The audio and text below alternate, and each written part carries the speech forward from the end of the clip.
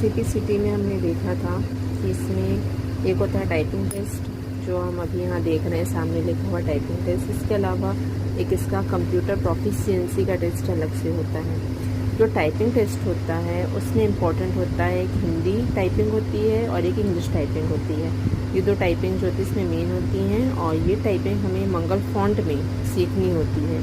यदि हमने अच्छी खासी टाइपिंग सीख ली है, नॉर्मल हमारी स्पीड है, हम सारे वर्ड्स और सेंटेंसेस टाइप कर लेते हैं, तो फिर हमें मेन ध्यान देना होता है एक्यूरेसी में। जब भी हम सीपीसीटी की प्रिपरेशन कर रहे हो तो हम ध्यान दें कि हम जब भी टाइपिंग करें तो एक्यूरेसी के साथ करें, मतलब हम कम से कम मिस्टेक करें। ये नहीं कि स्पीड ज़्यादा स्पीड करने के लिए हम एक्यूरेसी में गड़बड़ करते जा रहे हैं, मिस्टेक लिख रहे हैं, नहीं।